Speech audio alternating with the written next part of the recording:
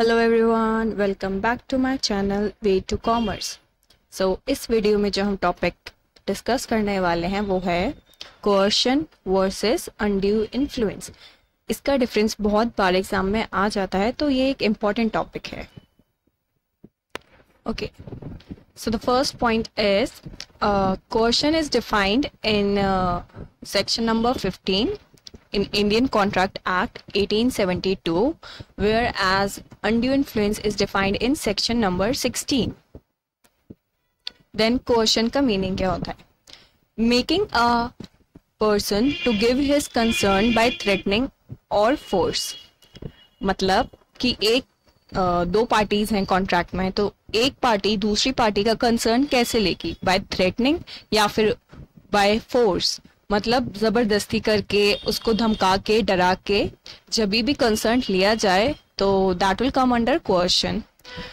Undue influence में ये होता है कि डोमिनेट करते हैं हम दूसरी पार्टी को, मतलब improper use of power over the other party to make him enter into the contract.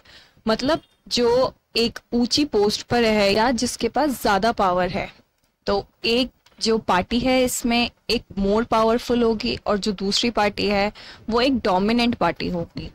मतलब एक पार्टी अपने ऊंची पोस्ट का, अपनी पावर का यूज करके सामने वाली पार्टी से कंसर्न लेगी।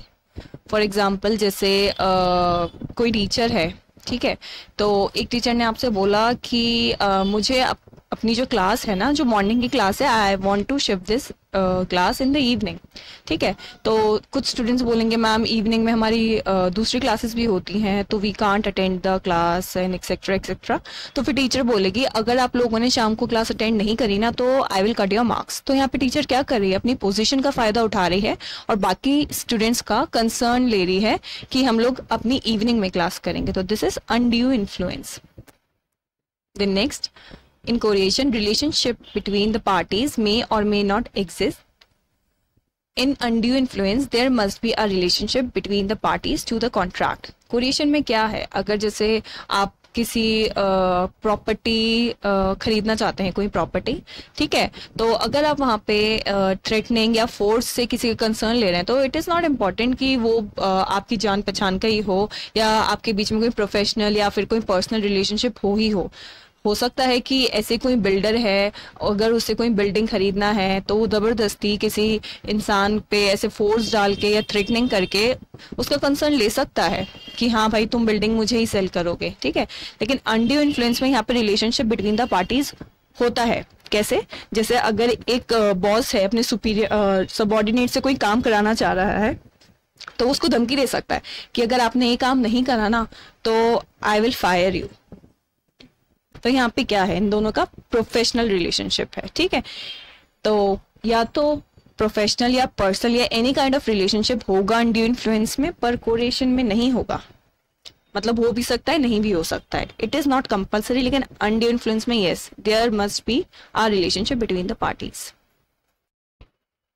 Then the next point, in coercion there exist use of physical force. In undue influence use of moral force या फिर मेंटल प्रेशर होगा। कोरिलेशन में क्या कर रहे हैं आप किसी को थ्रेटन कर रहे हैं, डरा रहे हैं, धमका रहे हैं, है ना? तो यहाँ पे you may use physical force, for से किसी को मार पिटाई करके आपने उससे पेपर पे साइन करा लिया, तो दिस इज कोरिलेशन। पर अनड्यू इन्फ्लुएंस में क्या हो रहा है? Like if you are a boss, आप अपने सबऑर्डिनेट को डरा के धमका के कोई काम करा रहे हैं, ठीक है ना, तो वहां पे क्या हो रहा है? उसको मेंटली प्रेशराइज किया जा रहा है।